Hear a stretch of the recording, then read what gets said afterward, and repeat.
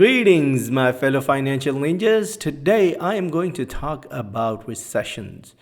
There's been a lot of talk on the media about an imminent recession for the past couple of years, and it has become more prevalent in the last few months since the yield curve turned negative. So every time you turn on CNBC or Fox or Yahoo Finance or any one of those medias, you cannot miss the chatter about a imminent recession. And there are different people, and they have their own opinion on when there's going to happen.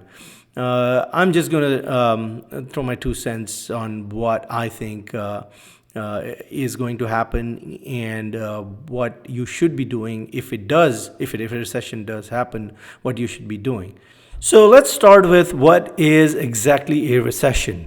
A recession is 2 consecutive quarters of negative growth. So what does it mean? So whenever you have the economy, it's growing at a certain rate. So the U.S. economy typically grows anywhere from 1.5 to 3%, and that's what it's been doing historically. But during a period of recession, instead of growing, it actually shrinks, which means there is a negative growth. And if that happens for 2 consecutive quarters, that is the official definition of a recession. And what ends up happening with a recession is there is a contraction in the economic activity, which ends up affecting employment. So usually a recession is very closely correlated to layoffs and unemployment and salary cuts and lack of business and so on and so forth. Now, why has there been such a increase in the talk about a recession in the past few months? Well, the last recession happened in 2009, and it's been over 10 years. And what history has shown is that recessions normally happen every 6 to 8 years.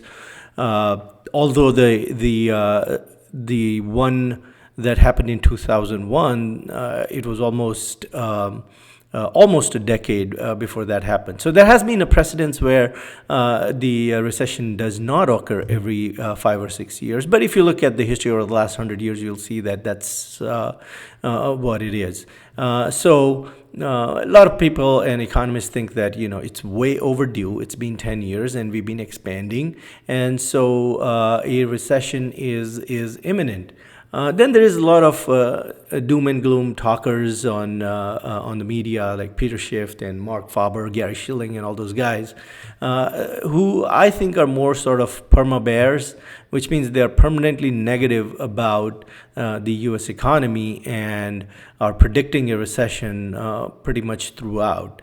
But then the talk about the recession and these guys coming on TV has also gone up, and has been really pronounced after the yield curve turned negative.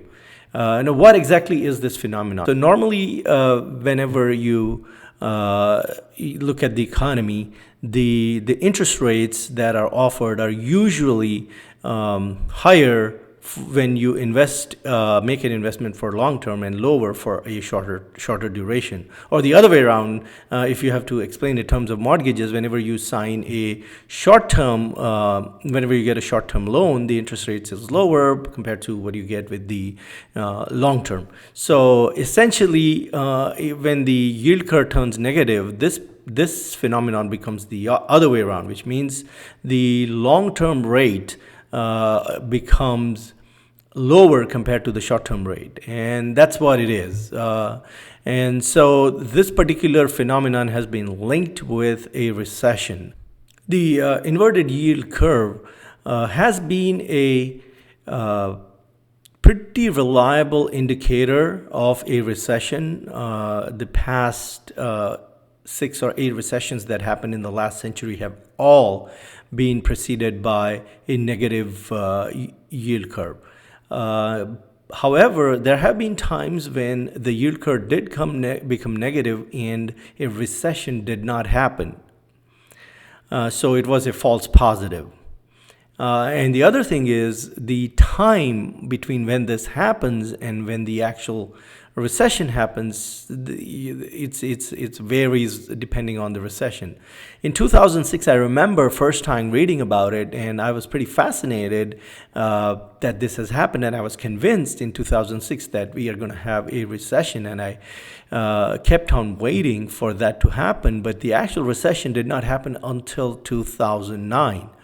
So it took almost 3 years before the recession happened.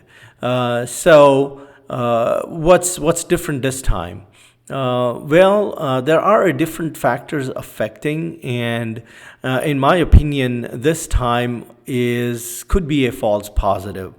And even if it's not, given the history, a recession could be 18 to 24, 36 months away, which means in 2021 or 2022, that could happen. And then there's also the political aspect about it. And I'm not going to get into the politics of all of that because next year is the election year, and Democrats, some of the Democrats are, especially the talking heads on TV, want a recession so that Trump gets defeated in the elections and vice versa. And so there's also that talk that has been added to some of the other indicators, economic indicators that we have seen. Then there is also the issue about the trade deal with China. We've seen the trade talks going back and forth. Sometimes they say, oh, we are going to come up with a resolution. And then after a week or so, they come back and say, oh, the resolution is off the table. So that, again, is adding some more fuel to the fire about this talk about the recession. The trade deal does have some serious repercussions, but as of now, it is contained. If things get really bad, that we could have a recession. It could tip the economy over into a recession. But as of now, at least for this year and possibly for the next year, I do not see a recession. There might be a slowdown in the next year or in 2021. But a recession does not seem to be imminent. And even if there is a recession, it's going to be a very mild one compared to what we saw in 2008. That was a banking crisis. That's one of the things that people don't realize. The difference between 2008 and now is that last time it was a systemic issue. It was a banking issue. That's not the case anymore. Banks are well funded and they have the back of the Fed chief, and he has indicated that he would do whatever it takes to make sure that a recession is staved off. And not only that, if the banks need any help, he would be more than willing to help them out. So in that case, when there is no such systemic risk, it's highly unlikely that we will have a massive downturn that we had in 2008. So in order to prepare yourself for a recession that may come, what I suggest is to always have some cash sitting. And it could be 10% of your portfolio in cash, and always have that sitting on the sidelines. And whenever the market dips by over 10-15%, deploy this cash. The one other strategy that I like to use is having a HELOC, which is ready to go. And once you see opportunities, you can access some money from the HELOC and then immediately pay it off and deploy that cash into the market. And this could be in stocks or my favorite investment, which is real estate. I think buying properties during downturn pay very handsomely, because once the market recovers, not only there is price appreciation, but the rents also tend to go up. So that would be my advice if a recession does come. Please let me know what you think about the video. Like this video, subscribe to my channel, and I will see you in the next video. Bye.